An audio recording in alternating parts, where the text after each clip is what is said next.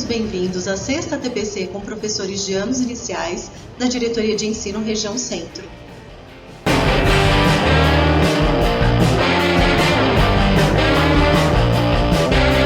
Vamos para a nossa citação de hoje, que é de Levi Vygotsky, que diz: uma palavra vazia de pensamento é uma coisa morta, e um pensamento despido de palavras permanece uma sombra.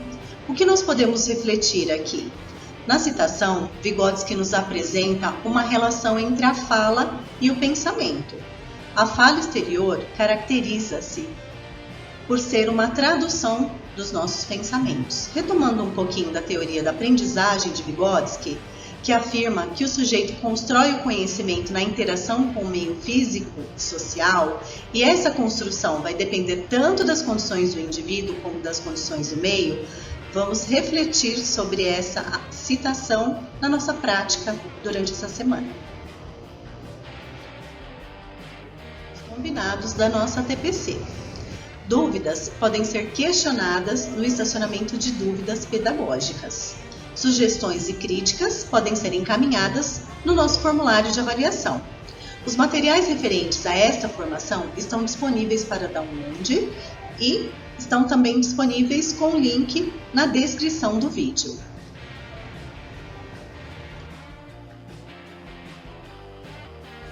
Objetivos da nossa formação: orientar sobre os procedimentos de sondagem matemática, resolução de problemas e estudar os diferentes significados do campo aditivo. Agora nós vamos apreciar um vídeo do nosso querido Diogo Almeida, que traz uma reflexão da Márcia e da Marli. Compartilhem suas impressões com o seu PC e com o seu grupo de professores. Ô Márcia, não tô boa não, Márcia. Desculpa o horário, Márcia. Eu sei que... Ô Márcia, tô com vazio no meu peito. Eu não tô conseguindo superar esse término de feriado, Márcia. Eu tô com vazio no peito, Márcia. Ô Márcia, eu não quero dormir pra não ter que acordar amanhã, Márcia. Eu não quero dormir, porque se eu acordar vai ser amanhã. Eu não quero dormir hoje pra acordar amanhã. Eu quero dormir hoje pra acordar ontem, Márcia. Eu quero voltar no tempo, Márcia. Amanhã é amanhã. Amanhã tem aula, eu não quero. Eu tô com um vazio no meu peito. Ô, Márcia, aquela musiquinha do Fantástico, tá, ela suga a alma da gente, Márcia. Aquele nossa, Márcia. Eu não quero. Eu não tô conseguindo superar. Ô, Márcia, eu já superei tanta coisa na minha vida. Eu já superei Covid, eu já superei gente com nome sujo, eu já superei homem fedendo, eu já superei homem cheirando salgado, mas, Márcia, eu não tô conseguindo superar esse termo de feriado. Porque, Márcia, a gente tá vindo de um combo, né? A gente tá vindo de 2 feriados. Jesus morreu, Semana Santa, ressuscitou, aleluia, e depois vem Tiradentes, aí vem Carnaval, Márcia, aí do nada é uma semana cheia, Márcia. Essa semana é cheia, Márcia. E eles tinham que botar um feriado nessa semana, que a gente tá vindo de um combo de 2 semanas de feriado, Márcia. Pega a quarta-feira agora, põe um feriado qualquer, gente. Os políticos põem um feriado qualquer, na terça, na quarta. Qualquer coisa, Márcia. Inventa um dia. Hoje é dia de potipototó. Hoje é dia de potipototó. O que é potipototó? Sei lá. Hoje é dia de potipototó. Hoje é dia de um santo. Inventa um santo, com todo respeito. O Papa. Ô, Márcia, liga pro Papa. Fala pra ele inventar um santo, Márcia. Ah, é o santo de São Xexé. É São Xexé, olha, eu vou ser devota de São Xexé. Pronto, fala pra ele inventar um santo que já vai ter um monte de professora, tudo devoto do São Xexé, porque daí é feriado. Isso, feriado na quarta-feira de São Xexé. Porque se a gente volta numa semana que já tem um feriado, Márcia, já alivia pra nós um pouco, Márcia. Já alivia pra nós um pouco. O ruim é voltar sabendo que não vai ter feriado, Márcia. Márcia, semana que tem feriado na quinta, feriado prolongado, ele não pode o feriado acabar no domingo. Que o domingo por si só já é um demogorgon. O domingo por si só ele já suga a alma da gente. Aí quando é volta de feriado, suga 2 vezes mais. Então o feriado que começou na quinta, e ele tinha que automaticamente ir até a terça. Para ele poder ajudar a gente na retomada, né? Ou então os políticos podiam decretar luto, né, Márcia? Luto do feriado. Aí o luto, tem mais 3 dias de luto oficial. Então ia ter mais 3 dias de feriado por causa do luto do feriado, né, Márcia? Boa ideia. Hein, Márcia? Liga pro Dória. Márcia, eu não sei o que eu faço. Liga pro Ciro. Ô, Márcia, liga pra alguém, Márcia. Eu não quero voltar. Ô, Márcia, o próximo... Depois dessa semana cheia, o próximo feriado é 1º de maio, que é domingo, Márcia. O dia do trabalhador vai cair no domingo, que é Ô, Márcia, você quer mais desgraça que isso? O dia do trabalho cai no domingo. No domingo, que é o trabalho. Nossa, é o trabalhador. É pra pegar aquela. Pegar aquela bem na gente. Pelo amor de Deus, é muito azar. O dia do trabalho cai no domingo, Márcia. Não, se o dia do trabalho cai no domingo, já tem que arredondar automaticamente pra segunda, né, Márcia? No domingo, o que nós vamos celebrar o domingo? Sendo que nós vamos ter que trabalhar na segunda. Márcia. Márcia, eu não sei o que eu faço. Eu não quero voltar, Márcia. Eu não quero voltar. Aliás, eu acho que... Márcia, eu sei. Márcia, eu acho que acho que amanhã eu vou pegar Covid. Márcia, eu vou pegar... Ainda tem, né? Omicron, acho. Deltacron. Eu tô sentindo minha garganta arranhar. Você tá escutando? Nossa, Márcia. Nossa, acho que eu tô pegando Covid hoje pra amanhã. Márcia. Márcia. Olha a minha voz. Olha a minha voz, Márcia. Márcia, olha a minha voz. De cansaço, Márcia. Eu tô pegando Covid. Márcia, avisa amanhã todo mundo que eu tô pegando Covid. Só vou... Márcia, não tô conseguindo mais falar, é o Covid.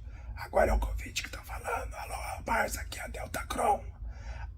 Marli só vai voltar depois do dia da... Tchau, Márcia. Tchau.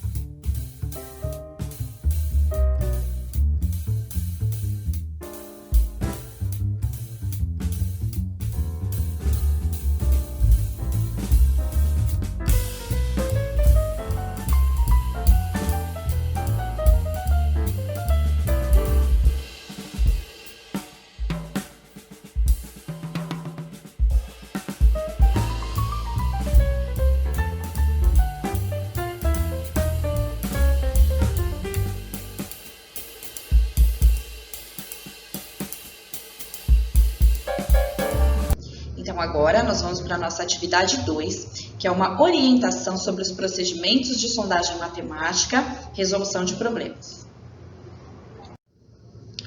Então, para que a sondagem de resolução de problemas no campo aditivo seja realizada a contento e os professores possam identificar os possíveis fatores que interferem no desempenho dos seus estudantes, é preciso que se atentem a essas sugestões. Então, organizar os estudantes para resolverem os exercícios individualmente, com o acompanhamento do professor, para que assim o professor possa, após a realização da sondagem, fazer uma análise mais minuciosa e coerente. Tá?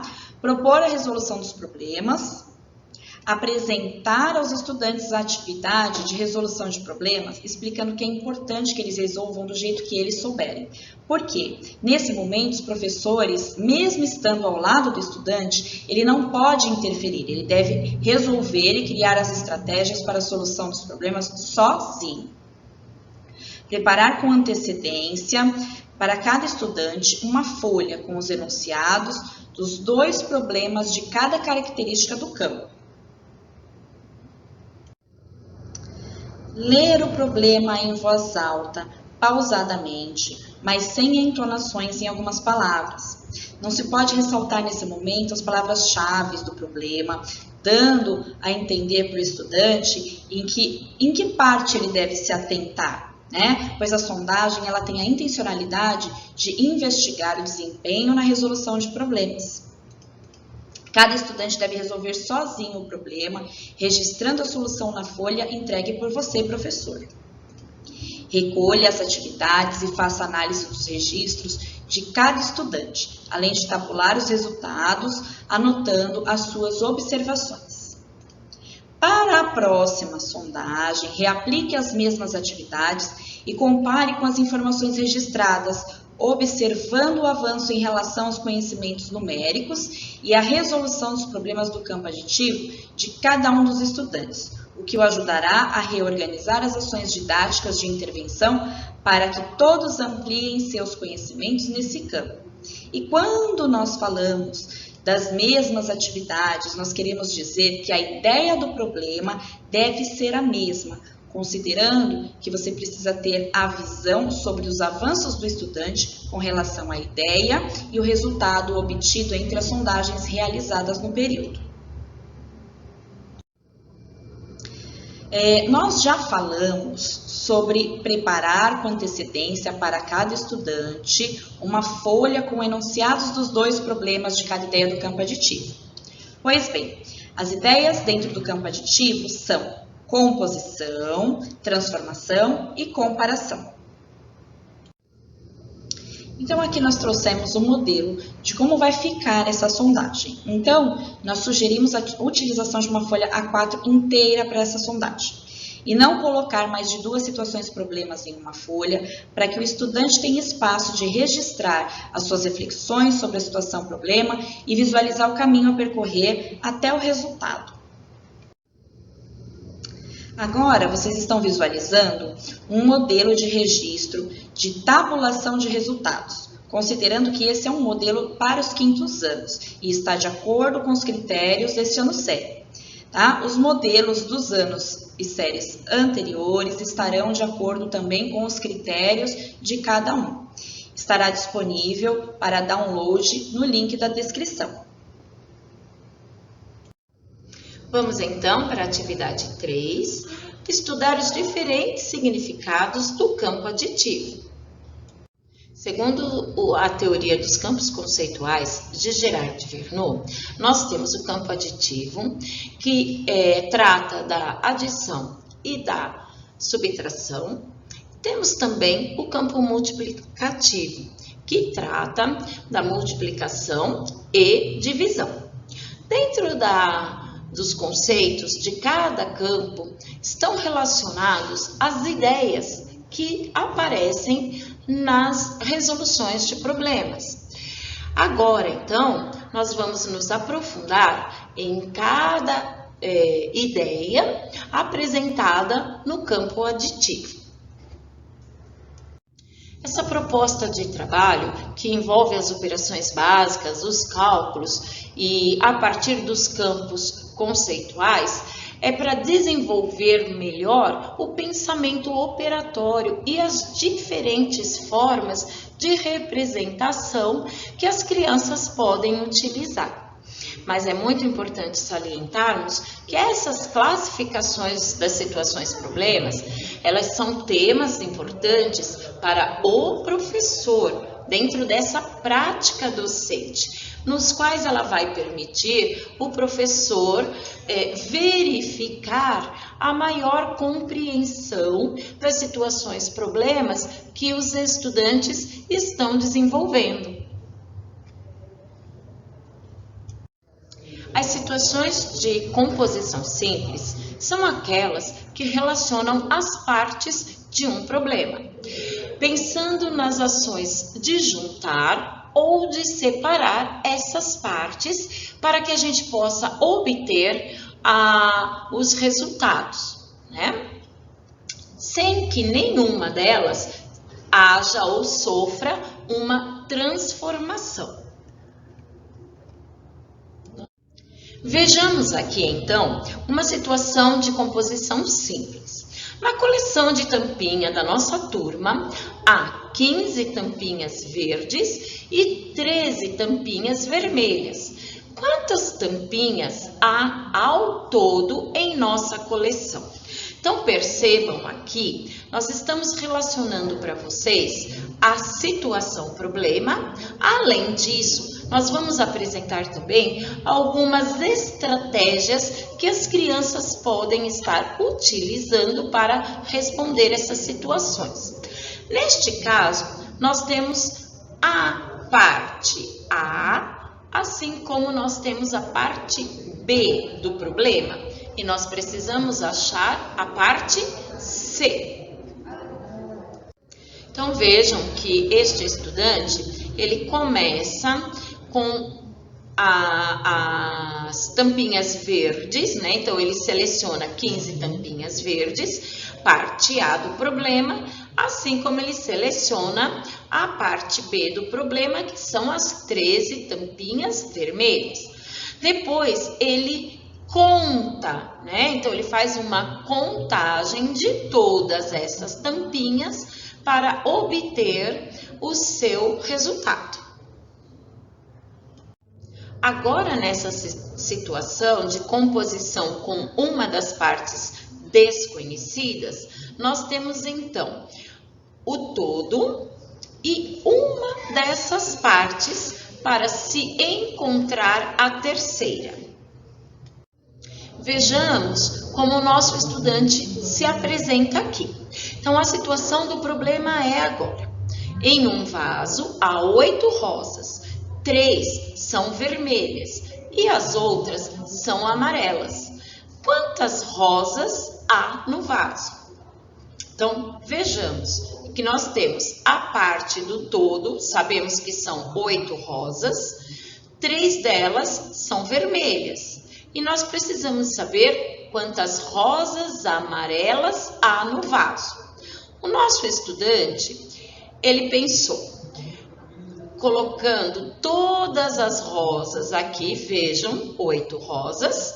Na sequência, ele pinta 3 rosas de vermelho, certo? Porque está escrito lá. E as demais, ele pinta de amarelo, separando 3 e 5. No total, ele tem aqui 8 rosas. No que ele faz aqui, armando a conta. Então, ele pega as 8 rosas e tira as 3 vermelhas e sobram para ele 5 amarelas. Nessas situações de transformação, nós temos um estado inicial, uma transformação que acontece no decorrer do problema, que pode ser de ganho ou de perda, de acréscimo ou de decréscimo, como um estado final, uma chegada, né? Essas situações simples de transformação são aquelas principalmente em que nós temos um estado inicial, as transformações acontecem no decorrer e nós temos um estado final apresentado. Vamos ver aqui uma resolução de problema. Nesse caso, então, nós temos a Aninha tem 3 pacotes de figurinha, ganhou 4 pacotes da sua avó. Quantos pacotes tem agora? Então, vejamos, o estado inicial, 3 pacotes de figurinha. A transformação está em ganhou 4 pacotes da sua avó. E vamos descobrir agora o estado final. Quantos pacotes tem agora, né? Então, aqui na estratégia, o estudante coloca os 3 pacotes, reconta mais 4 pacotes para obter os 7 pacotes de figurinhas, tá? Então, neste caso, o estudante já coloca os 3 pacotes de figurinha e, na sequência, ele conta a partir desses 3 pacotes, 4, 5, 6 e 7, para chegar no resultado final. Bom, para as situações de transformação com uma transformação desconhecida, nesses problemas aditivos, nós teremos uma situação conhecida, que será o estado inicial e o estado final. E nós precisaremos perceber a transformação existente nesse meio do problema, o recheio. Vejamos esse problema. Zeca tinha 8 bombons, deu alguns bombons para Luiz e ficou com 3 bombons. Quantos bombons Zeca deu para Luiz? Então vejam que nós temos o estado inicial, 5 bombons, nós já conhecemos. Nós temos o estado final, 8 bombons, mas está nos faltando conhecer o recheio, né? A transformação que aconteceu aqui. Então, o nosso estudante, ele já utiliza, né, do todo, vejam que ele parte dos 8 bombonzinhos e depois ele circula aqui bonitinho 3 desses para tirar, né?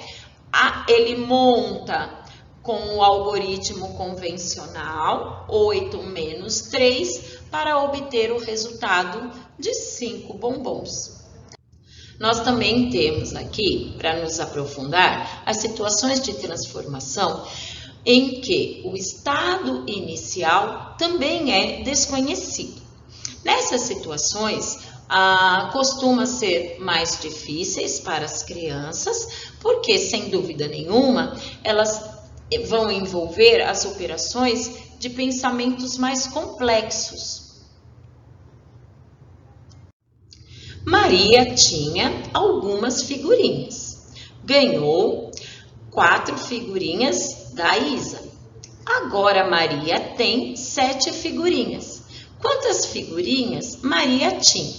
Então vejam que o estado inicial nós não conhecemos. Ela tinha algumas figurinhas. Ela ganhou 4 figurinhas. Foi a transformação aí porque ela ganhou da Isa, né?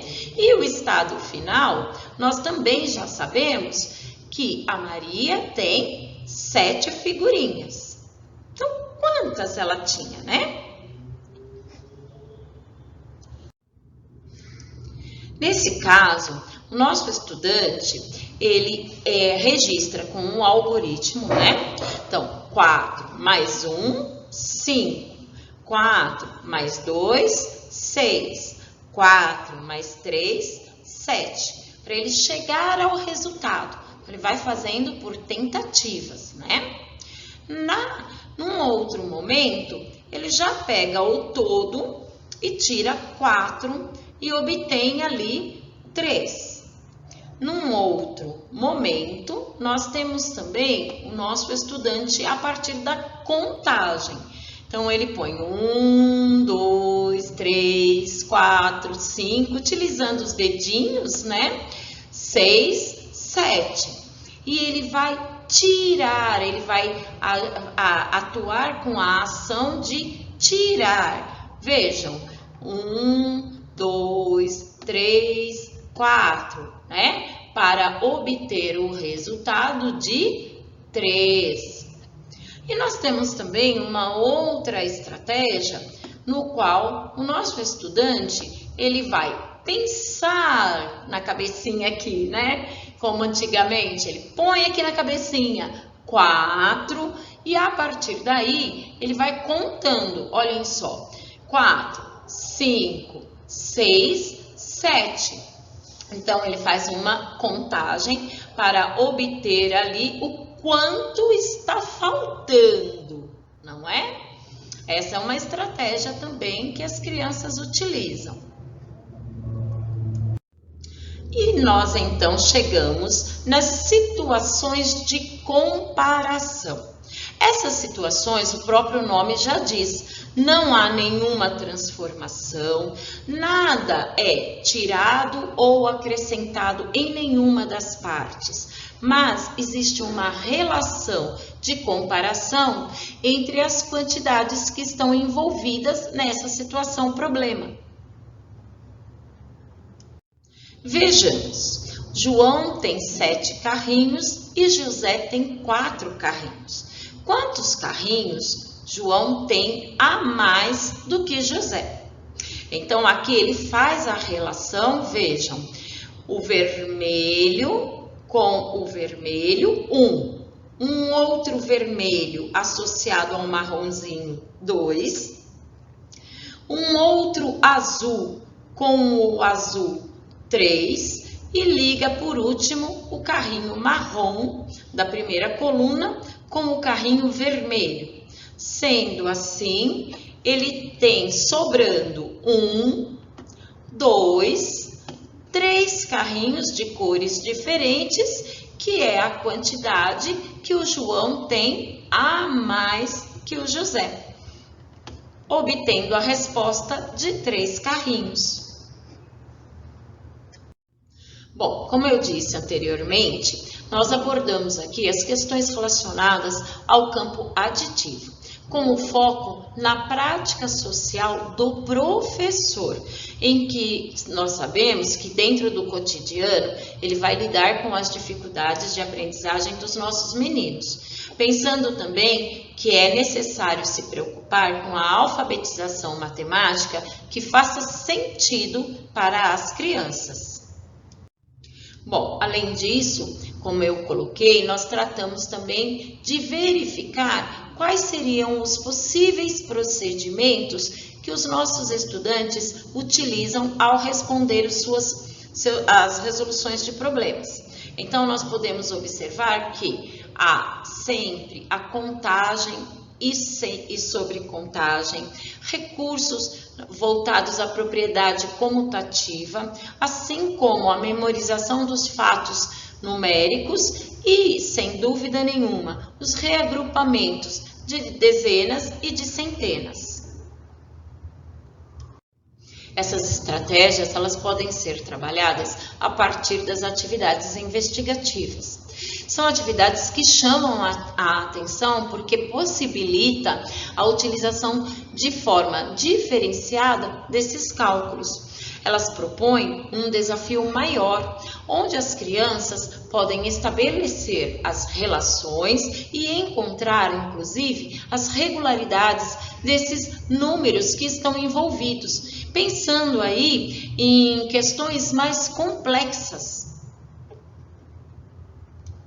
nos quais nós vamos perceber que a criança já se apropriou das características do sistema de numeração, através dessa compreensão dos processos sequenciais do algoritmo e também, sem dúvida nenhuma, do quadro de valor de lugar, que é o recurso utilizado favorecendo o quê? A compreensão dos algarismos tradicionais, olhando para o valor posicional, não é mesmo?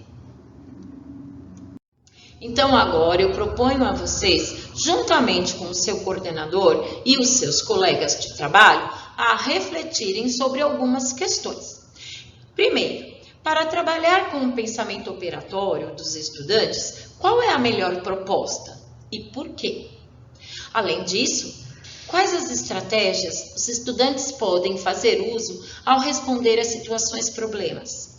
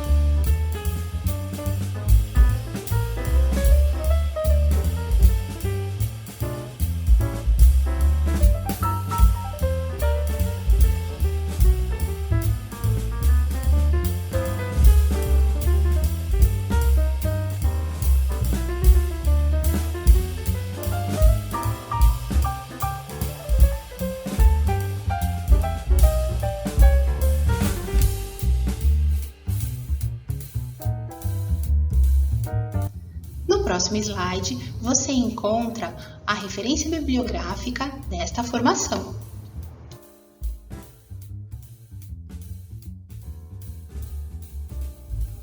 Os próximos 2 slides contam com informações importantes para os docentes. Não deixem de ler!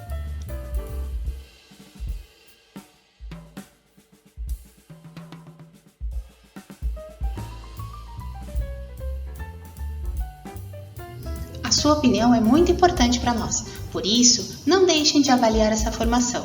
Você pode utilizar o QR Code que está na tela ou o link presente na descrição do vídeo para ter acesso ao formulário de avaliação.